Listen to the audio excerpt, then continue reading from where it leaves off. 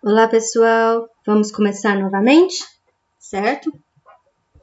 Bom, apenas recapitulando alguns conceitos, o que a gente está fazendo aqui é fazendo o planejamento, a programação de materiais necessários, tanto para minha produção quanto para minha realização das compras de materiais, de insumos necessários, correto? O que a gente tinha, as contas que a gente tinha feito anteriormente é para produção, a ordem de produção, programação da produção, tanto para o relógio modelo K36 quanto para o modelo M21, certo? E aí agora a gente vai entrar dentro da parte dos produtos semi-acabados, dentro dos insumos, como realizar a compra, porque até então a gente estava falando da ordem de produção e agora a gente vai entrar na questão da ordem de compra, de aquisição, tá bom? Por quê? Porque a gente vai estar falando da ordem da programação de suprimentos dos mecanismos R1063 para a produção desses dois modelos de relógio, certo? Só que esses mecanismos, eles não são fabricados dentro da fábrica, eles são comprados de um fornecedor, não é? Então, a gente precisa levar isso em consideração. E para isso, a gente tem que levar em consideração as demandas tanto do nosso produto K36 quanto do nosso produto M21, assim como o que a gente tem em estoque, já desses dois produtos, do que a gente tem de estoque da nossa matéria-prima, que seria esse mecanismo, além das restrições, das recomendações feitas para isso. Quais são as recomendações que foram feitas? Que para a realização da compra, da ordem de compra, tem que ser mil unidades, porque senão o produto vai sair mais caro para o fornecedor, tanto para o fornecedor quanto para a empresa vai sair mais caro, não compensa comprar menos de 1000 unidades de uma vez só. Então, a ordem é que seja comprado um lote de 1000 unidades, por exemplo, tá? O prazo de entrega entre o fornecedor receber a ordem de requisição, a ordem de compra, entre o processo dele produzir e ele fazer a entrega na fábrica, na nossa fábrica, ele vai gastar quantas? 2 semanas, tem que levar isso em consideração também. Assim como a gente considerou o período de fabricação dos nossos produtos, nosso lote, a gente tem que considerar o período de fabricação do nosso fornecedor e do período e do prazo de entrega dele também, tá bom? Que aqui foi definido como 2 semanas. Outra definição que é um particular deste exercício aqui, é a questão do quê? Do estoque de segurança. O que está falando que, ao contrário dos outros dois, que não foi definido estoque de segurança, como esse insumo é muito dependente de um fornecedor, a empresa fica dependente desse fornecedor, para evitar paradas de linha por conta de atrasos dos fornecedores, por exemplo, é mantido um estoque mínimo de segurança de 200 unidades, ou seja, aqui na nossa quantidade disponível, que seria o estoque, nunca pode ser menor que 200 unidades, tá? Que é o limite mínimo requisitado como estoque para a empresa, ok?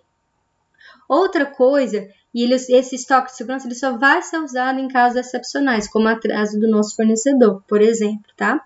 Outra informação que está falando que uma demanda que é certeza que vai ter toda semana é a demanda por peças de reposição. Toda semana de 100 peças. Que essas 100 peças de reposição seria para quê? Por exemplo, para serviços de pós-venda ao cliente, ou até mesmo na fábrica para garantir a conformidade, talvez alguns produtos que não saiam com a conformidade, com as especificações de qualidade definida, precisa-se de alguns reparos. Então, dentro da fábrica também vai utilizar esses mecanismos para realização de reparos e também para serviços de pós-venda para o nosso cliente, certo? Então, essa é a demanda desses produtos para reposição, certo? Além disso, a gente vai ter que considerar, que foi o que eu coloquei aqui na linha 2 e na linha 3 de demanda, que a gente tem na primeira linha demanda de peças de reposição, na segunda linha demanda para a produção, para realizar a produção do nosso produto K36 e nessa linha de baixo para a realização da nossa produção, para garantir o nosso produto M21, certo? Então, no final, a nossa demanda final para esse mecanismo R1063 vai ser a soma das peças de reposição, da ordem de compra para fabricar esse produto K36 e a ordem de compra para fabricar esse produto M21, certo? Nesse caso, para a gente saber quando que precisa realizar, quando que esse produto R1063 tem que estar em fábrica, a gente vai analisar o quê? As ordens de produção do nosso K36 e do nosso M21, que seria essa última linha aqui, certo? Por quê? Porque se eu tenho uma ordem de produção para iniciar na semana 2, 350 unidades, aqui eu já tenho que estar garantido que eu vou ter peças R1063, tá? Então, aqui eu já tenho que estar garantido que eu vou ter essas peças aqui. Então, por isso, a minha demanda para esse período vai ser de quê? De 350, que é essa requisição para o K36. E na segunda semana eu não tenho nenhuma requisição para o meu M21, por isso que fica só o 350 e aqui fica o 0. A nossa próxima ordem de produção do nosso K36 e do nosso M21 foi na semana 5, que é o que eu pus aqui. Então, nessa semana 5, eu tenho que garantir que eu vou ter unidades do R1063 suficientes para atender minha demanda de peças de reposição, para atender minha demanda para a produção do relógio K36 e para atender também a demanda de produção do meu relógio M21. Por isso que ficou tudo aqui na semana 5. Então, eu vou estar olhando o quê? Apenas essa última linha aqui, que é da ordem de produção dos nossos produtos finais. E esse aqui sendo uma demanda dependente desses produtos finais, então eu tenho que garantir que nesse período eu vou ter esses produtos. Para isso eu vou definir minha demanda aqui, certo? Minha demanda nesse período, que é a soma dessas três demandas aqui, vai ser só 100. Do segundo vai ser 450, do terceiro só 100, do quarto só 100 também. Do quinto vai ser 1150. Desculpa, 1050, tá? Conta errado aqui, 1050. Do próximo vai ser só o 100, a soma dos três anteriores. Só 100 também, aqui só 100 também, ok? Aqui no formato que tinha algum tipo de programação de produção já em andamento antes do início da nossa definição do que seria semana 1, por exemplo. Então, aqui seria 0, a gente não considera por enquanto. Certo? Então, agora a gente começa a fazer a análise do que a gente tem em estoque e o quanto que nossa demanda necessita para saber quando é que eu vou ter que fazer uma ordem de compra para repor esse estoque aqui, que agora, no momento 0, é de 900, tá bom? Então, se eu tenho 900 unidades desse mecanismo em estoque e eu tenho uma demanda de apenas 100, ao final dessa semana eu ainda vou ter 800 unidades em estoque. Na semana seguinte,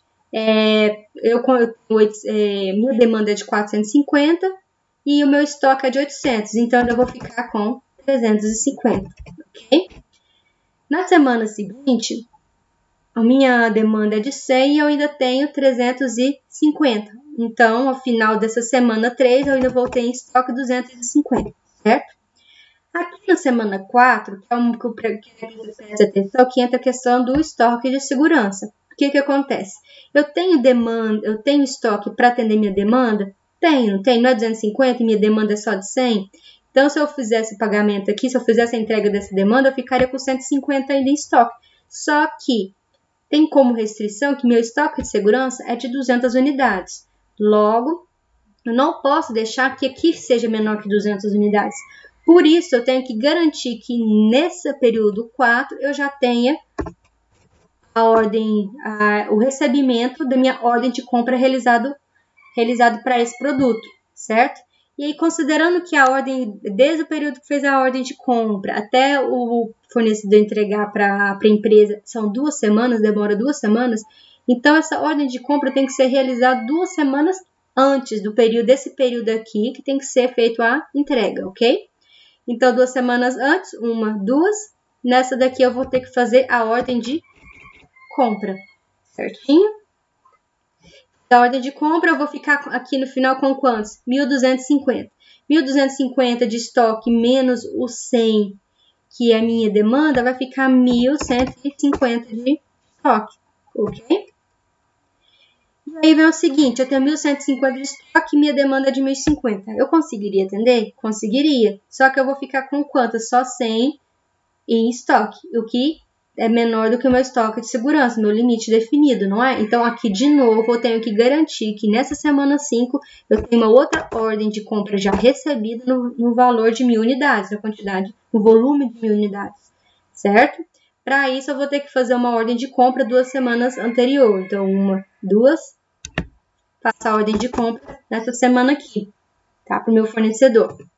E aí, com isso, eu vou garantir o seguinte, que eu vou, ao final, no começo dessa semana 5, 2.150 unidades, que seria esse 1.000 mais esse 1.150, então 2.150.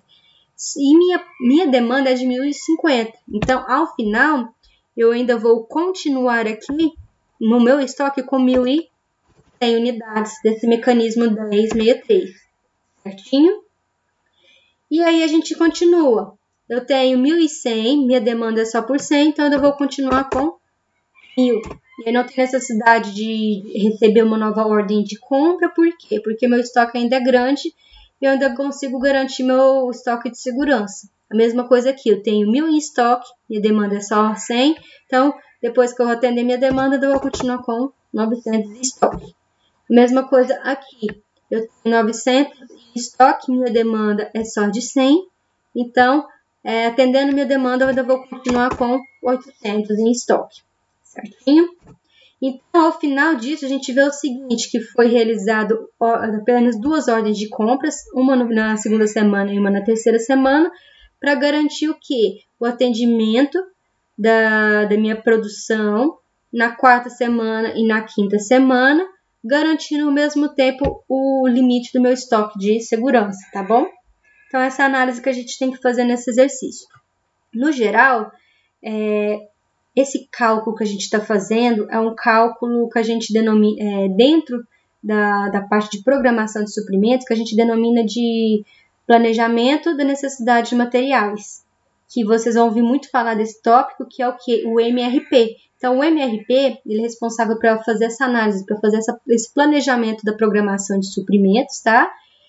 E esse cálculo que a gente fez aqui é o cálculo básico para definir qual que é a necessidade de material para cada período. O que a gente considerou como período aqui? Semanal, não é? Então, para cada período a gente tem aqui programação do quanto de qual que é a demanda, programação de quanto a gente precisa produzir, o quanto que a gente precisa comprar, qual que é o nível de estoque que a gente vai ter durante esse período. Então, essas são as informações essenciais para essa aula de hoje, tá? Eu espero que vocês tenham gostado, que vocês tenham entendido também. E qualquer dúvida, entre em contato comigo. Eu sugiro que vocês revisem esse vídeo 1, 2, 3 vezes, se for necessário, para retirar todas as dúvidas. Tentem fazer vocês mesmos esses exercícios para vocês verificarem as etapas parte por parte, tá? E em caso de dúvida, entre em contato comigo. Eu vou já até, inclusive, deixar alguns exercícios dessa disciplina, dessa parte, para vocês irem praticando. Mas de início, tentem resolver por conta própria, tentem resolver esse exemplo para facilitar para vocês, tá bom? Um abraço a todos e até mais.